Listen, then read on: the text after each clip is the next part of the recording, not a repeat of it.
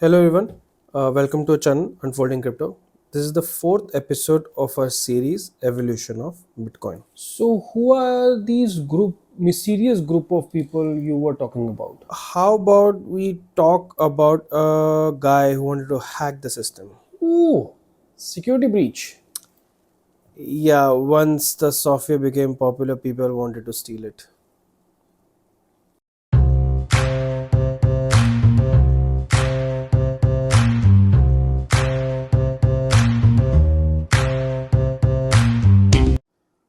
Laszlo Horniaks, a Hungarian software architect, got interested in Bitcoin software. He approached Bitcoin software with a hacker mindset, but his intentions were in the right place as he did not want to steal it, but to check if he could break the software. As we covered this topic earlier, for computers to add a transaction to the ledger, they have to win the race of solving math problems called mining of bitcoins. But in this scenario, we assumed that the computing power of all the computers is the same. What if someone downloads the software with a high computing power? High powered computers will increase chances of success and will win the race most of the time and hence will have more coins than others. Damn, so there is a problem with all this planning. See, look at it this way, if there is a loophole, someone will find it and take advantage of it. Yeah, that makes sense. So, this guy Laszlo, did he steal anything? Let's find out. Satoshi Nakamoto knew that someone would break the software in this way once Bitcoin became more lucrative to people.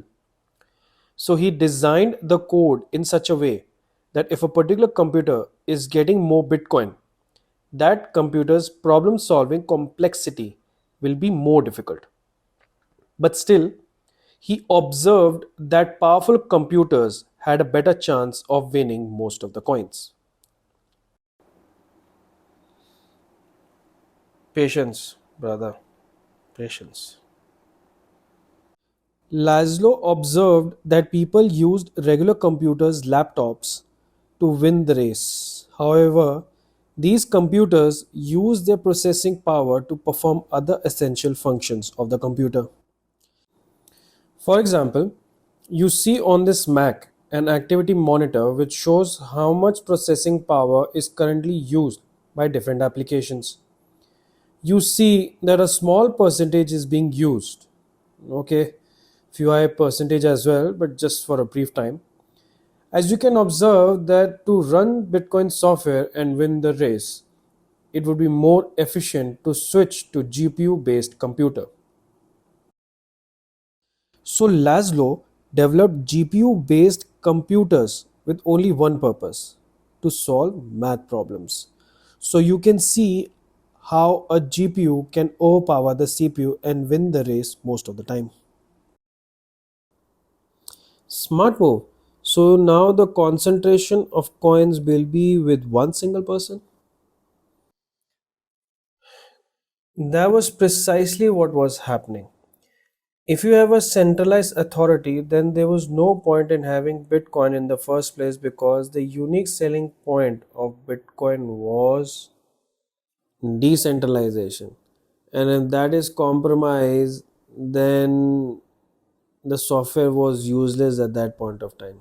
That is correct. Laszlo figured out to install GPU based computer with the Bitcoin software. So people mining with CPU won at most 50 bitcoins per day. But with GPU, Laszlo was winning by the hour rather than daily. On one particular day, he won 1400 coins.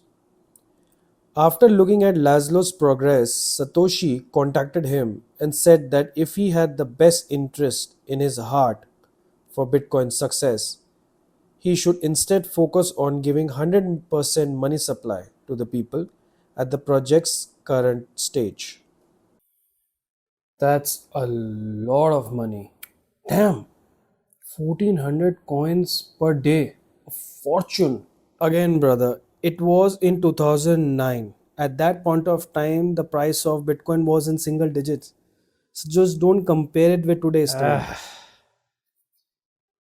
Don't know why I'm jealous of Laszlo.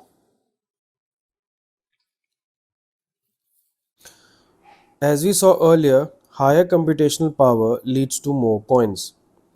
Also, we know that at least 51% is required in the democratic process to approve any changes made in the blockchain. GPU based computers can impact the decision made during this process, as well as higher processing power will have higher weightage during voting than the others. Satoshi realized he needed people like Laszlo who had the best interest in Bitcoin success. Why?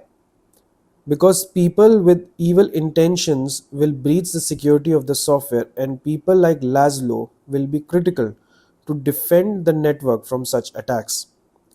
This is very important for the success of Bitcoin even when it was in its very early stage.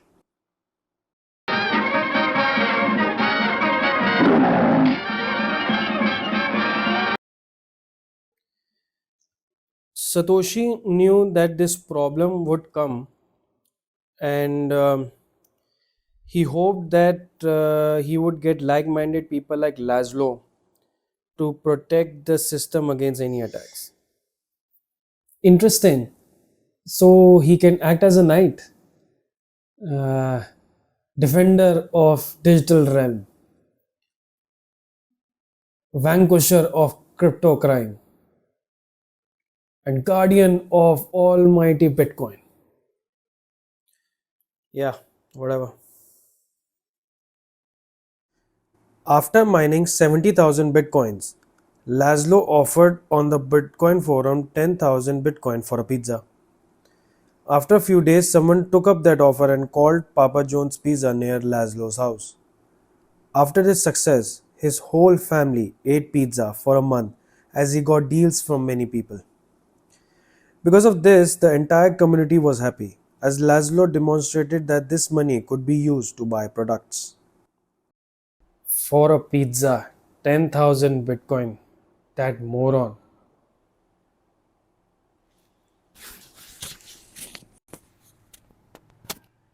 No value in 2009. Okay, okay. The Bitcoin community thought that the time was right to launch the project to the world. They approached Slashdot as it specialized in technology and had millions of readers. They posted their project on Slashdot. Bitcoin is a peer to peer network based digital currency with no central bank and transaction fees.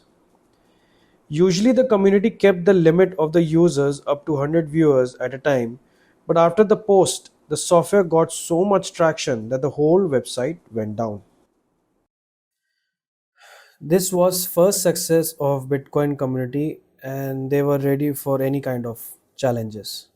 Okay, so far so good. 10,000 Bitcoins for pizza.